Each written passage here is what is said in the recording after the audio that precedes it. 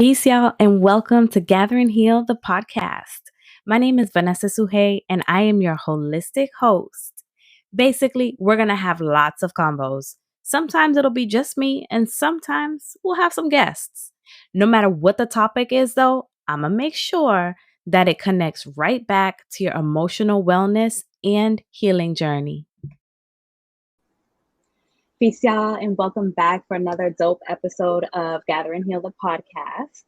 I have a phenomenal guest here ready to chop it up with me and talk a little bit about checking off boxes we thought we were supposed to be checking off in order to be loved, in order to just thrive and move through life. And then at some point come into the realization that this ain't it.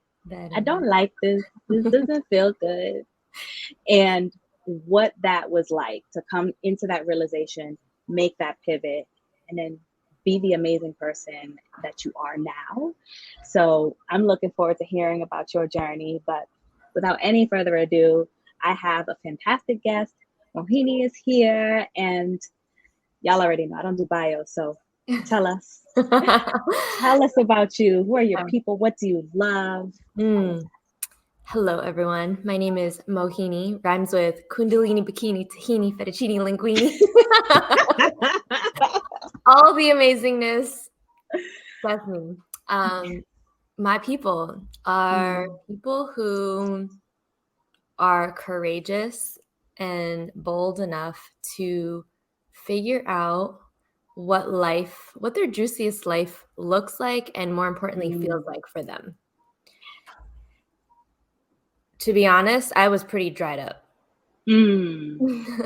So when I say that I had checked off all those boxes, I had the degrees, multiple. I got the jobs, I had the money, I had the partner, I had the house. I lived across 15 minutes from the beach. I was traveling the world. I was doing all the things. And all of those things were supposed to make me happy. That's what I learned. That's what I was taught. And somewhere along the line, I felt empty inside. This ain't it. Like you said, this ain't it. Yeah. There's got to be more.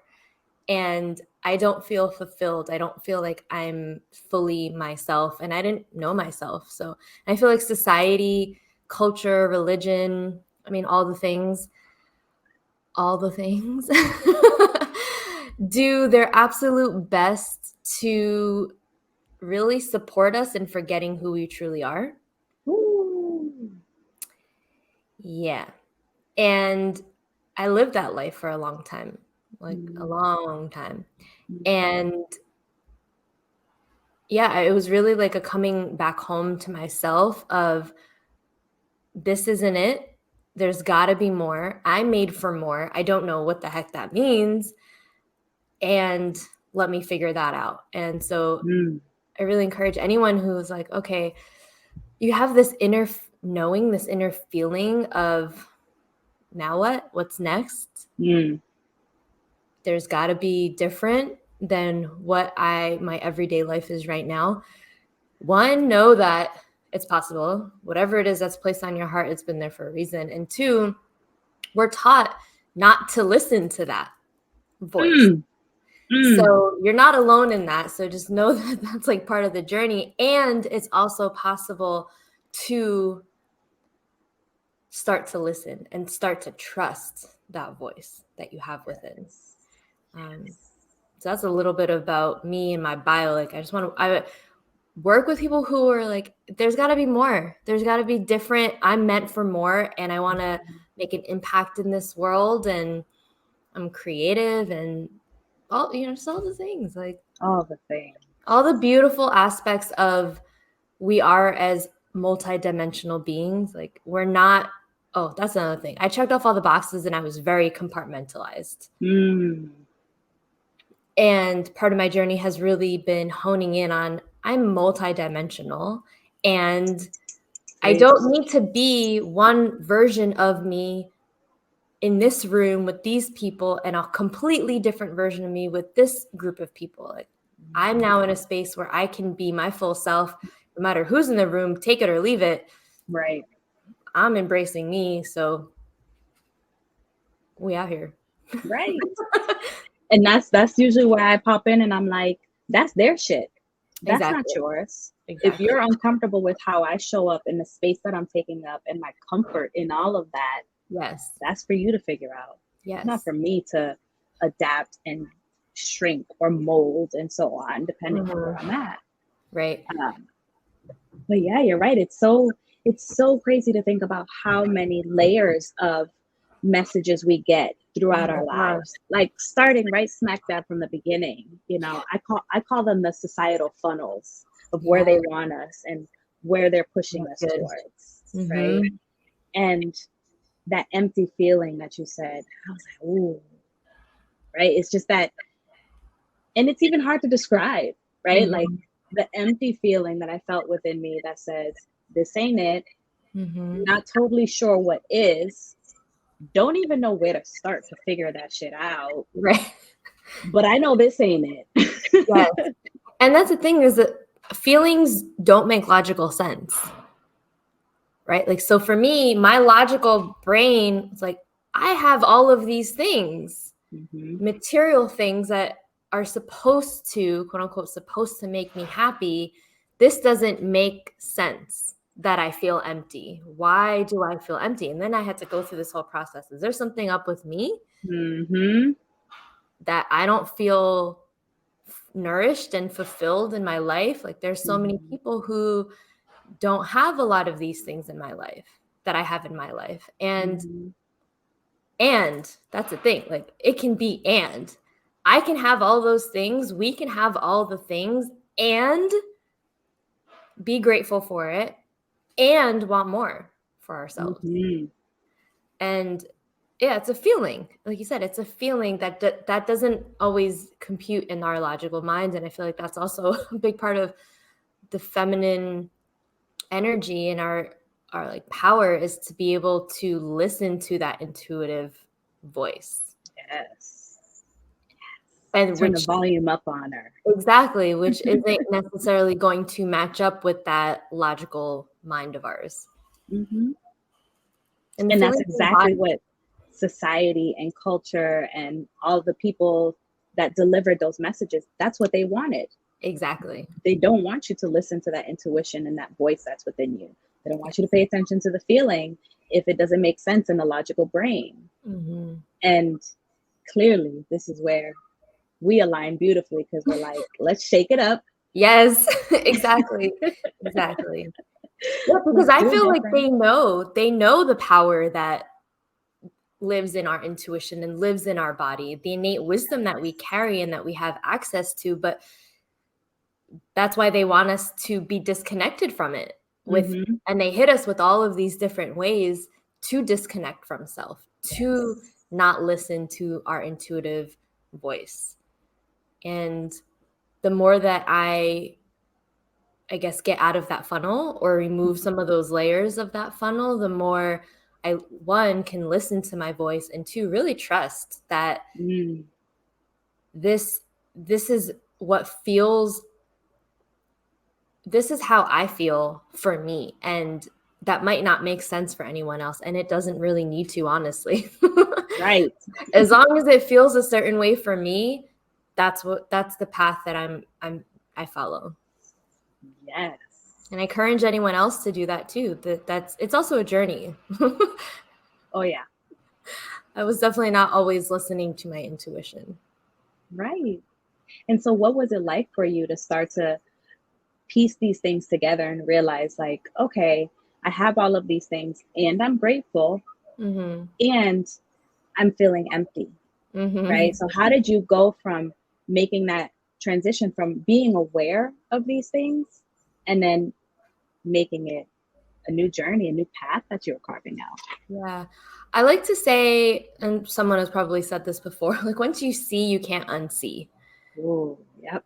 Right. So once I started becoming aware of the many layers of conditioning and layers of that funnel, like you talked about, I started just kind of questioning, well, is this actually true for me? Or is this someone else's truth that was placed on me that I was too young, didn't know that I could even question that truth. I just took it on as my own. I just was like, oh yeah, okay, that's how it's done. Okay, that's how I'll do it. I was also very much the good girl. So whatever. I didn't really, I feel like I questioned when I was little because I'm very curious and always have been. And when I questioned and it wasn't rewarded in the sense of like, you can have your own thinking and it can be different than what is taught, that wasn't encouraged and modeled to me. So as an adult, I had a lot of unlearning to do around, well, actually, are these truths mine? Do I actually believe in them? And then I started releasing the things that weren't true for me and creating, okay, actually, I don't believe that I learned when I was 4 and I've believed for 20, 30 years now. What is it that I actually do believe? What is actually my truth? And yeah, I feel like it's the awareness piece is the first part of it, and just having that curiosity, then the unlearning of those things, then kind of going into releasing. And then now that we've released, like we have space for what it is that we are creating. What we are creating and what we want to welcome. Exactly. Right? Yes. Because when we're little and things are being fed to us, literally and not, but when things are being fed to us, we are just taking it. Right? We take this information, we store it in our bodies and our minds, and it maps out how we're quote unquote supposed to live and how we're supposed to show up in this world.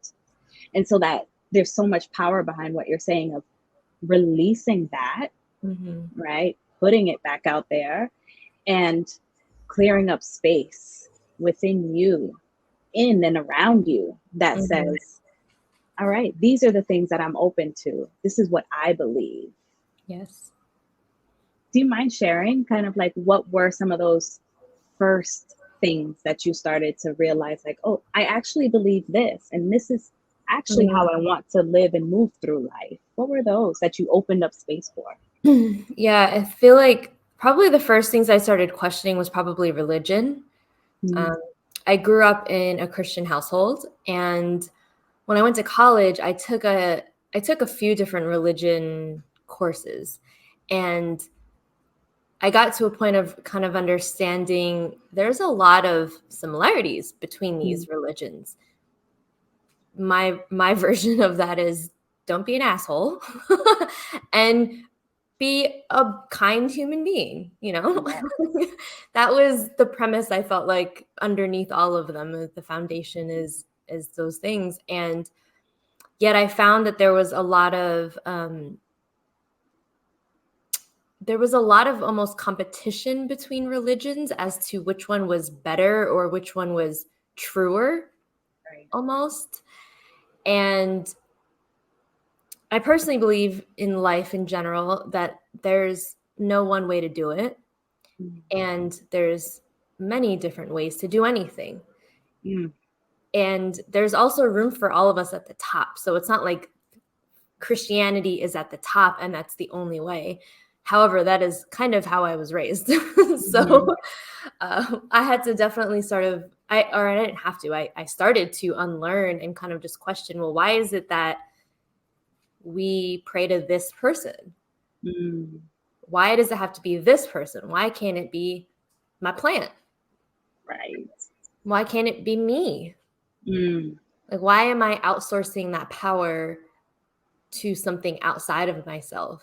And I feel like that was sort of the first kind of awakening of where I kind of realized how much I was outsourcing my power within just my being. Like I was delegating that. I was asking friends for their opinions and I wasn't looking within. I was constantly just like, well, what do you think about this? How does this look? Where do you want to go?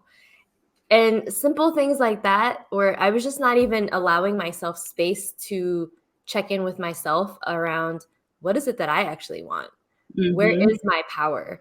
And allowing space to be with myself, which was kind of scary initially. Right. Oh, I love that last part. But there, right before that, where you were talking about outsourcing, right, and asking questions, we're also sending this like subliminal message to ourselves and our parts that says we can't be trusted.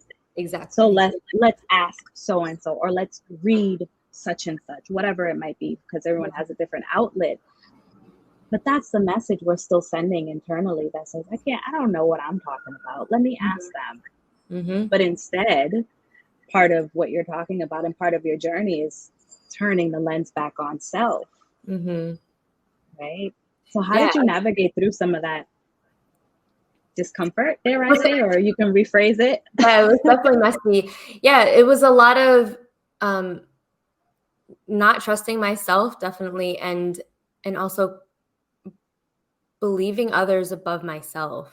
And listening to others. Like, they knew better than I knew about myself. They knew me and what I wanted more than I did. And honestly, at some point in my life, that was probably true.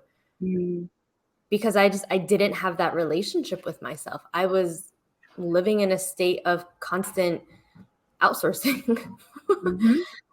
So when I started to reclaim my power and reconnect with myself and create that relationship and that intimacy with myself, it was messy, really messy. And I call it my beautiful mess. I call it my cocoon, because I needed to be by myself and be in my own pocket, my own cocoon of, well, what is it that I really like?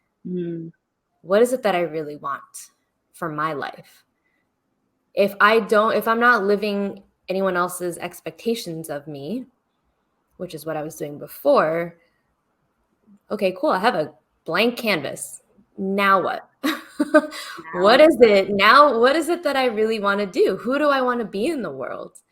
And part of that beautiful mess was definitely sitting with my emotions and feeling the full range of human emotions that I have.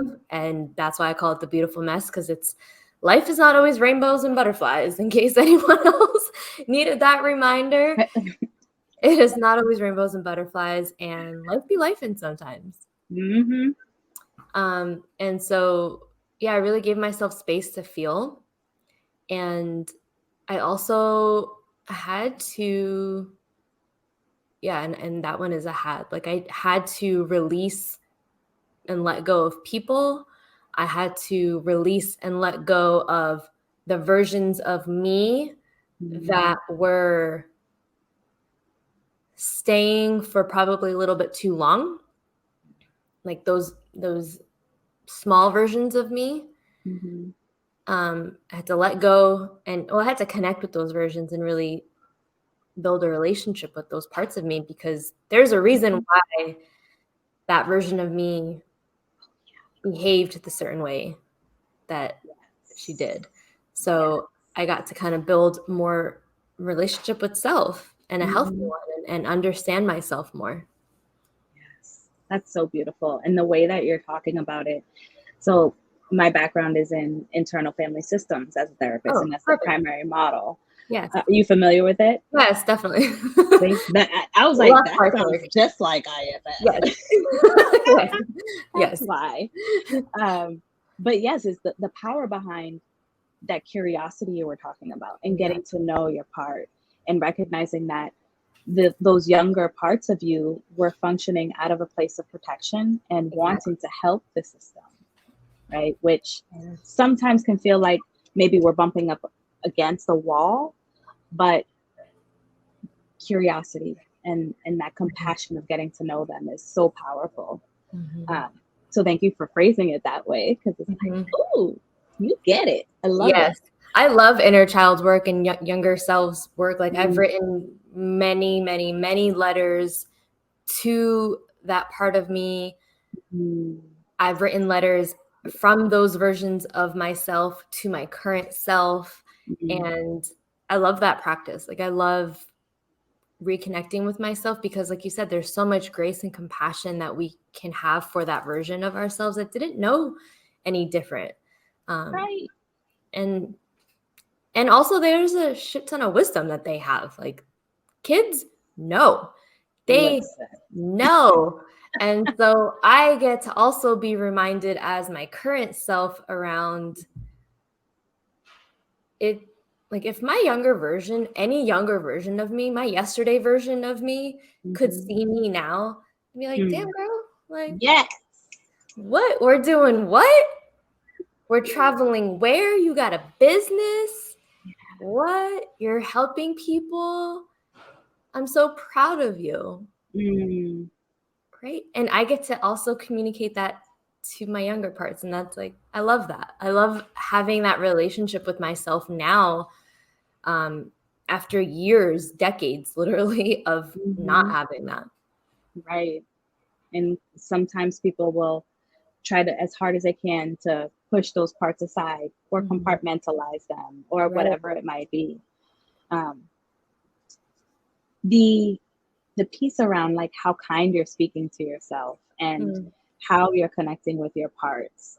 How did you do that in the beginning? Right. So I think about some of my clients, and I do have to outsource. I'll say, would you say it like that to your fill in the blank with someone that you love?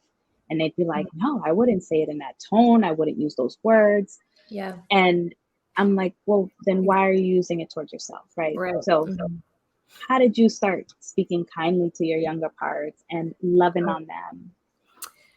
Okay. So my undergrad degree is in linguistics and psychology.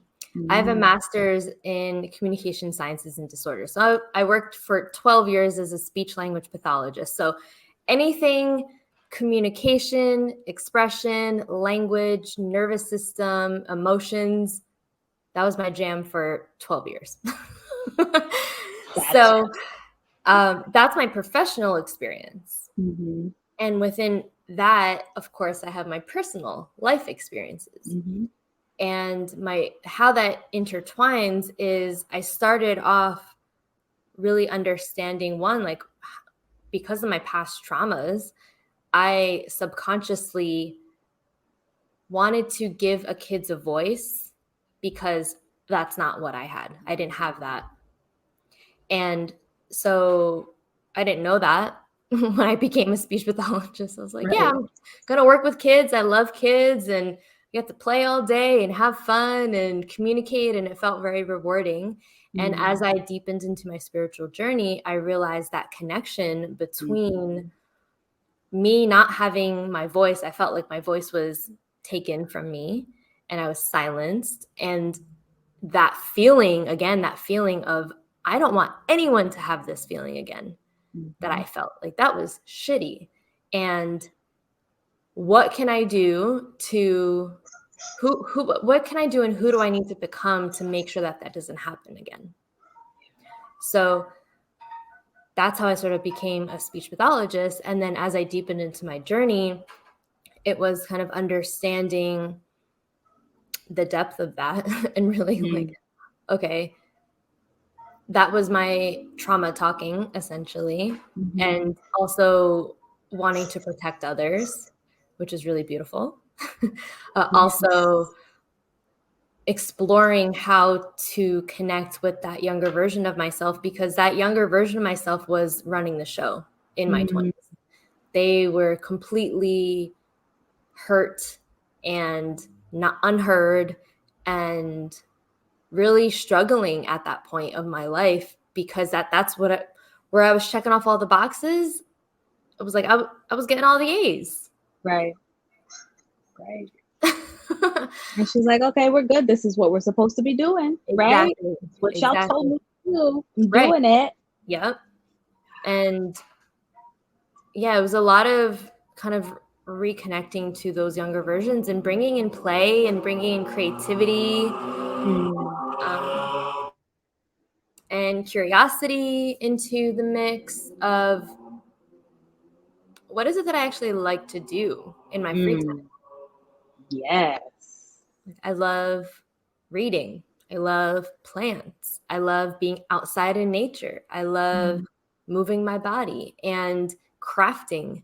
And so many of those things I was not really doing in my adult life. So that was a really, I feel like that's a really easy way to kind of sometimes connect to those younger versions of ourselves, is kind of just reflect on what were some of the things that you loved to do when you were a kid.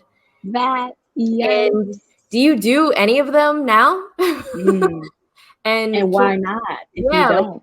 Exactly. Pick one and do it for 5 minutes today. Just 5. Like, start easy. It doesn't have to be a whole, I'm going to paint a whole mural tomorrow. Just start with a little doodling or dancing. I'm so glad you said that. Yeah, I it can really be simple. am. Because I think sometimes when people are like, oh, I have to do this and I'm going to do it big. Because for whatever reason, otherwise, unless it's big, it doesn't count. And I'm like, whoa. Whoa. Do it for 5 minutes and feel that joy. Yes. Right? Feel that connection to whatever said thing is that you're doing. Totally worth it. Absolutely. Put one song on and move your body. Yes. It doesn't, you're not trying out for, I don't even know, whatever those dance. I know. TV shows are, whatever. Like, just move your body. And same thing with singing. Like, put on a song and sing. It doesn't need to sound good. You're not trying out for American Idol or whatever. Just this is how we can connect with our body and connect with ourselves and connect with our joy and our play and what lights our souls on fire, even if it's for 4 minutes. Yes. That state of being and that feeling, for 4 minutes you're in it. And it might be 10 minutes. It might become an hour. It might be just it's a tool that you can, when you're feeling stressed, like, oh, you know what? Let me just go put on a song real quick. Yeah. Let me go practice. Yeah, exactly. Shake your booty a little bit. Release the tension. Exactly. Get the tension out. Practice a different kind of breathing and see how your body responds to that. So, Mohini, now I'm curious. Yes. What sets your soul on fire? Ooh, I love this question. I love creating experiences. I'm a Libra, a Libra sun, and I love all things sensory. So when I'm creating experiences, whether it be for myself, with my loved ones, at events, I love it being a whole ass vibe. Yes. I love to make it a whole ass vibe and a whole ass experience. And I feel like creating the environment for what it is that we're wanting to explore within ourselves is really big. So I love lighting incense. I have a lot of plants. There's some more up there. There's some more down there. I have a lot of plants. And I really love creating experiences for people to really come back home to themselves and remember and also create. It's, that sort of that journey that we talked about earlier. It's what's getting in your way. What are you believing to be true that isn't really true? And what do you need to release to continue to make space? And then from that space, what's next? What do you want to create? So I love creating experiences. I love inviting people to create more intimacy with themselves. And that's definitely something that I practice. Like, I definitely have to practice what I preach and walk my talk. So you'll often find me, if you're ever looking for me, like on a Friday night, I'm probably at home journaling, feeling my emotions, drinking some tea with some ambient music on, some dim lighting. I'm loving the whole ass vibe. You are so right. That's the vibe. Yes. And sometimes I'll go out and dance too, because that's also a vibe. Yeah. Sometimes. I don't know about you, but for me, it's not the same as when I was in my 20s going out. Yes. Oh yeah, definitely. Now it's like, can I get some flats? Right. What time are we gonna be home? Right. You want me to leave at 10 p.m.? What? That's my bedtime. Can we go earlier? Oh, I love that. But like that question of what sets your soul on fire? Every time I hear it, I love it so much. And there's parts of me that come up that are sad for others when there's like this blank look or they can't think of something. Yeah. And I'm like, this is where we need to stay.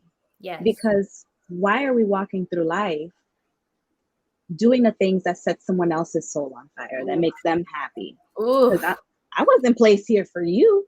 Right. I was placed here for me. And so how do you, which comes into that whole realization of the self-awareness and feeling it and releasing it and then starting your journey.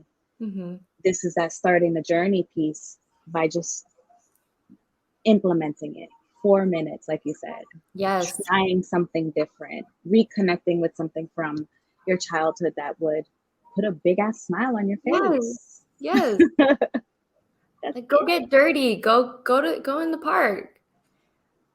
I'm definitely a proponent of whatever it is that you were excited about as a kid. Return back to that. And if you can't remember what excited you as a kid, cool, great. You've got a blank canvas. Play around with any which way. Go pick up an instrument, get your ass outside, read a book, travel, paint, sing, like garden. There's so many options. So I love to bring in small little bite-sized practices and tools, because that's where we create change. You know, if it's like too much, too overwhelming for me personally, I'm like, I don't know where do I even start? I don't know. I'm like, fuck it, never mind. Right. Exactly. I got too much to do. So one song, 4 minutes a day to start your day. One walk around the block. You know, read 3 pages, whatever it is for you. Figure that out. And I love the bite size. Yeah. And I feel like we live in an age of information, which is to some degree, you know, amazing. We have access to information that we probably we didn't have access to. I didn't have access to when I was growing up. It was maybe in an encyclopedia, but even who wrote the encyclopedia? So there's that. So we have access to a lot of information, right? We know in order to live a healthy life, we have to move our body and eat healthy, right? Everyone knows that. Everyone knows that in their mind. That's the information. How many people, though, are actually moving their bodies and actually truly eating nourishing food? So we can have the information and it can be in our mind. Is your body following through? Right. What is your body telling you too? Exactly. Yeah. About the stuff that you are putting in your body. Oh, yeah. And the things that you're not. And the days that you haven't had any movement for whatever reason. Right. And that's how there sometimes is that huge disconnect between what do I know? Oh, I know I should be moving and I know I should be nourishing my body, but I don't. And I'm also going to ignore these bubble guts that I got because I ate some shit I shouldn't have been eating. Right. Right. Or this pain because I didn't move all day. The messages are there, both feeling wise and intellectually. Right. Yeah. Yes, we just need to quiet this mind down a lot, because a lot of the mind chatter is not even ours, first of all.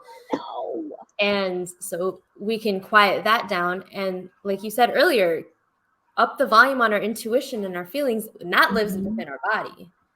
Yes. So when you're feeling any certain way and you try to not listen, or you try to invalidate it and say, oh, it's not a big deal, or maybe I'm feeling this way because of this, or whatever, I'm not really feeling like that, we're completely disregarding that communication, that innate intelligence that our body is constantly communicating to us. But we just need to listen. We need to slow down, quiet the mind chatter, and listen.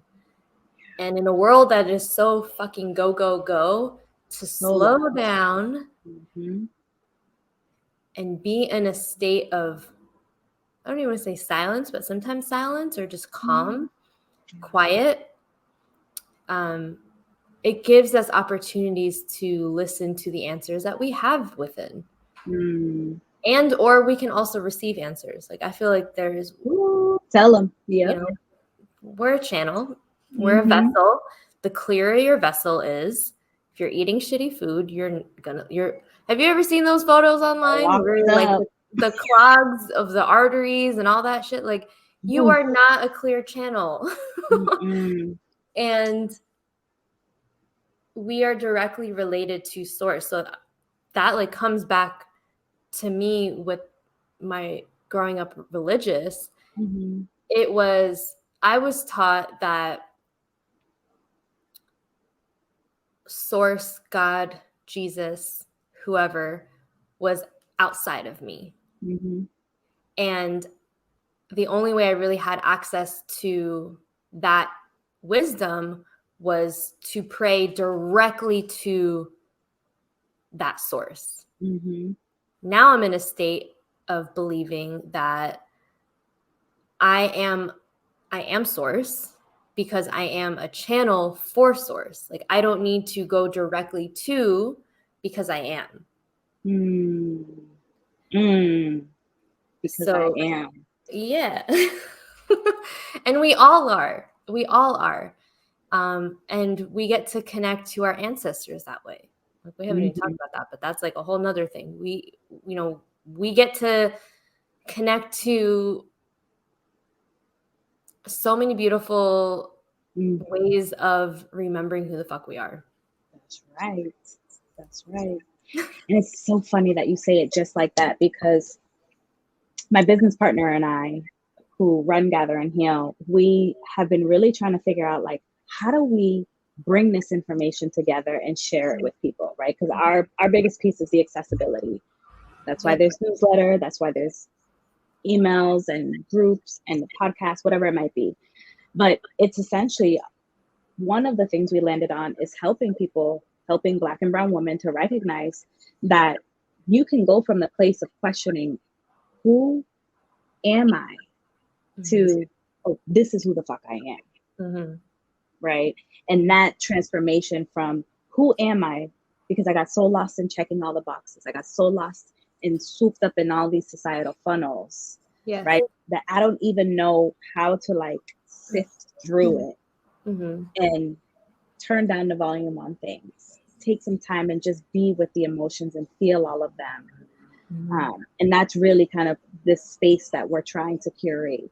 And by doing this and having these conversations in community, well, guess what, homie? You're not alone, right? Like, there are so many of us that were the good girl and checking boxes and so on. And look at us now.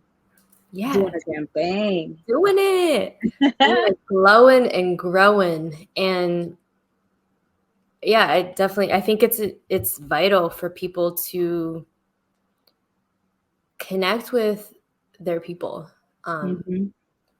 Part of what I was sharing earlier about releasing people, I got to a point where I felt like these conversations are so shallow. I don't even know how to engage in this anymore.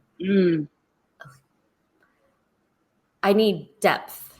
And I always needed depth, but the problem was I didn't have people to be deep with. So then I shallowed my depth to meet the depth of that conversation, which was shallower than I needed it to be.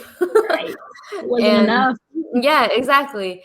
And I feel like it's also really important to name that as Black and brown women, we are oh gosh, there's so much to say. There's like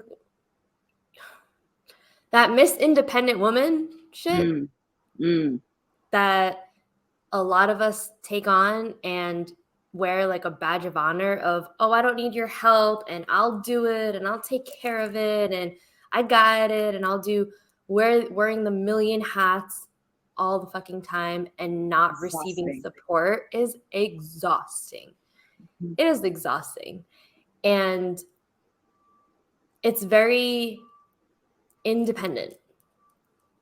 And then on the opposite side of that, we have codependent. So I was both. I was very independent, but also codependent in many of my relationships, which is interesting, right? Now I'm in a place of, interdependence. That's the secret sauce. It's I get to be me and do my own thing, and let's come together and be amazing.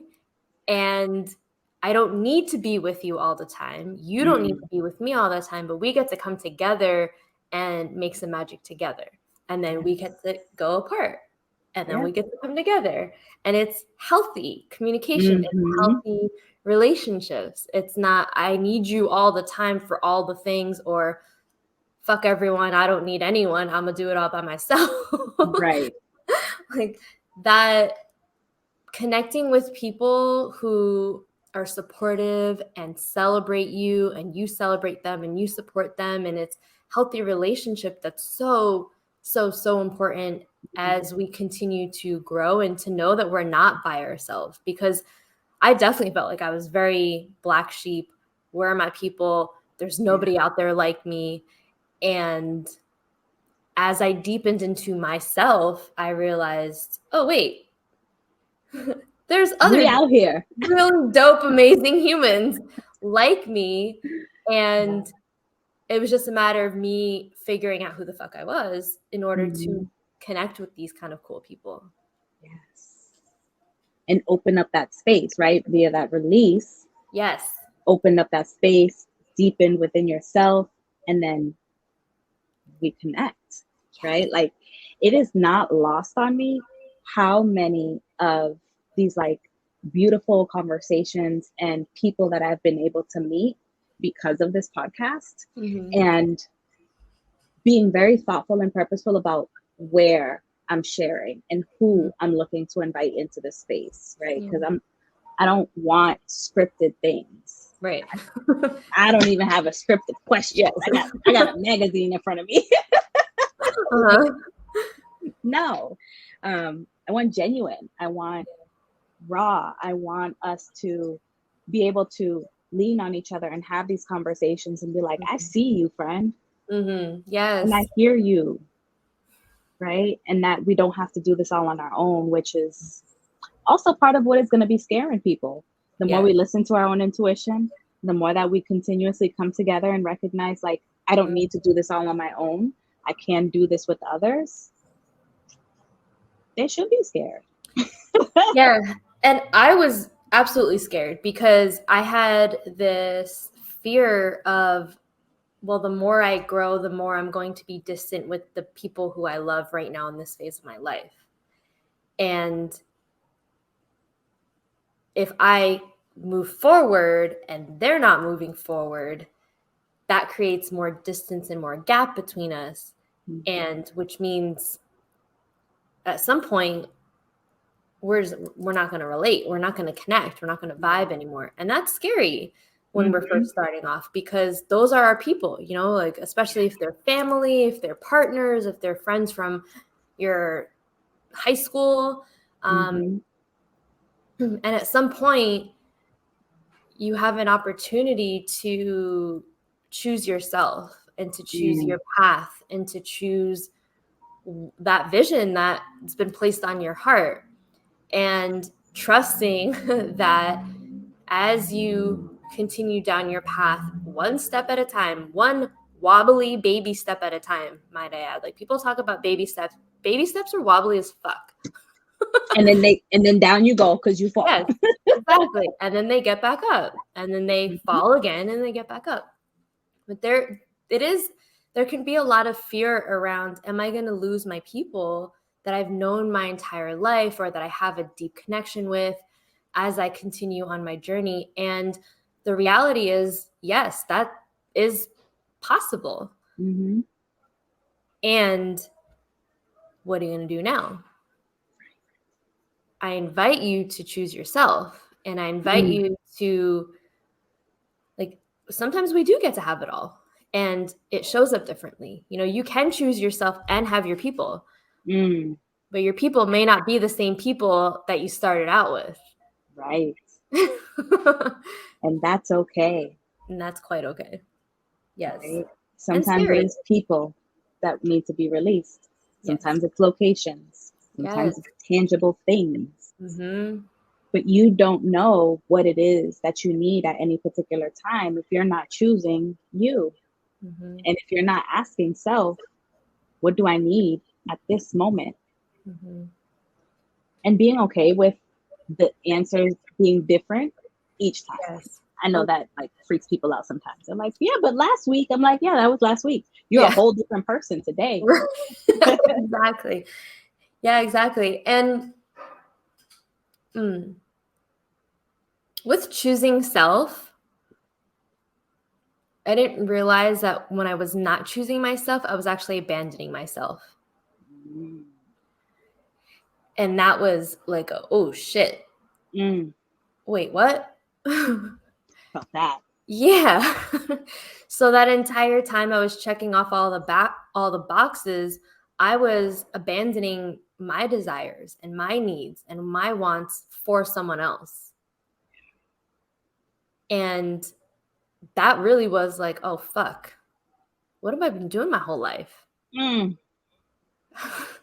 not what we're here for. No. I did not sign up for that. But also I couldn't know that I didn't know it was possible to choose myself until I knew what it was like to abandon myself. Like, to get to the point of choosing myself, I had to abandon myself a lot of times and get to the point of, I don't want to do this anymore.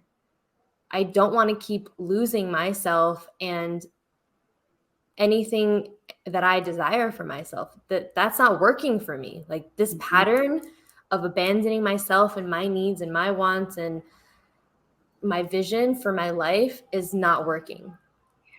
So I get to do and be something different. And that's where the whole journey has brought me is, okay, if I'm not abandoning myself, how do I take these baby steps towards choosing myself?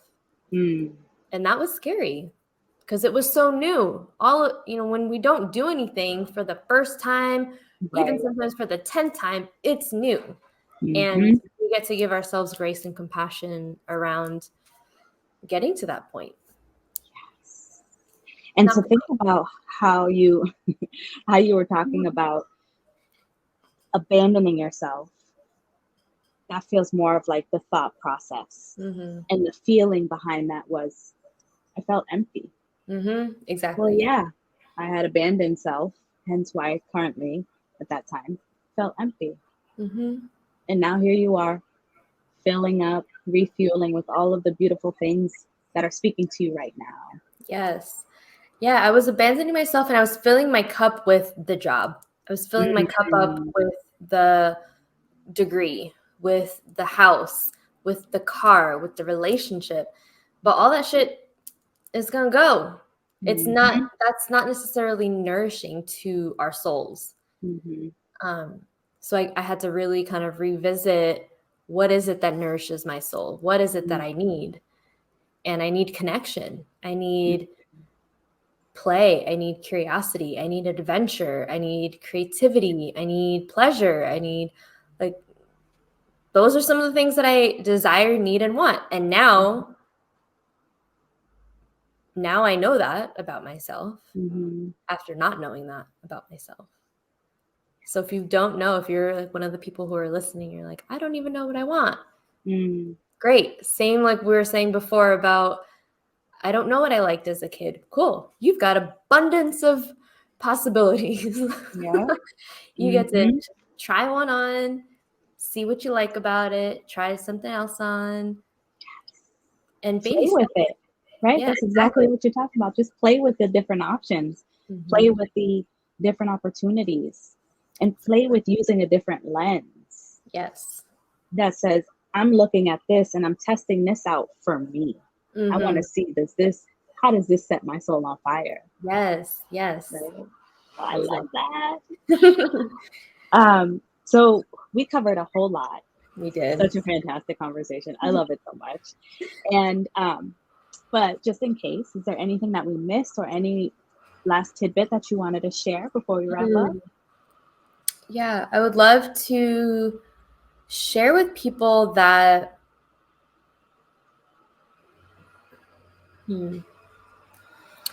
Yes, okay. I would love to share that the vision that you have, to really allow yourself space to create it and to remember that vision, because we have all been gifted visions, sometimes multiple, for how we can impact the world and create change in the world. And it is way more than your probable 9 to 5 that you go to and you don't enjoy, and you're with people that you don't like, and it's outside of the box.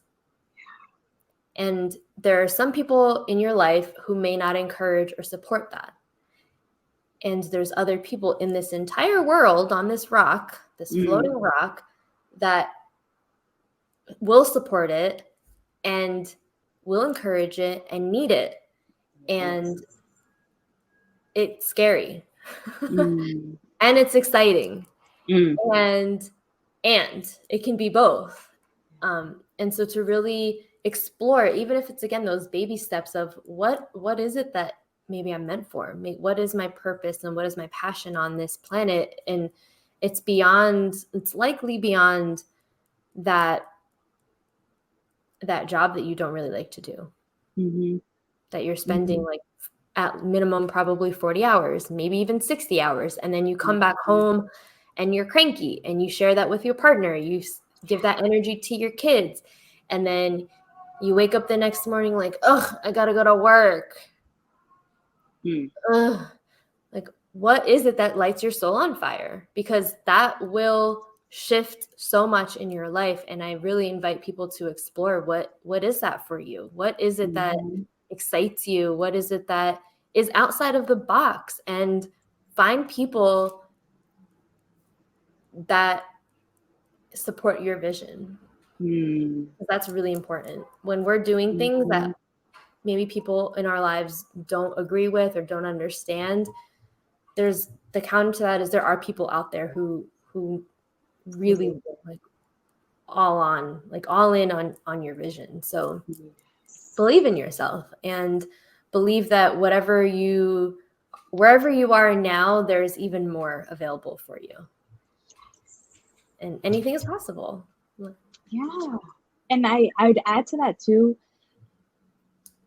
We need you. Yeah. We need you to do the things and be the person who is walking around with their soul on fire, because it is so exciting to them. It is so passionate, so near and dear to them. That's what we need more of. Yes. Right? That is so contagious and it is so beautiful. So if this is resonating with anybody who's listening, yes, let it marinate. Yes. And be curious as to why is this landing so well? Because that might be a pretty good hint. Yeah, exactly. I'll leave it at that. Yes. Awesome. All right. So y'all, we will pause it here, but clearly Mohini and I got some more conversations. We could be doing a part 2 and so on. So stay tuned. You never know. But as usual, don't be greedy. Share this with the homies.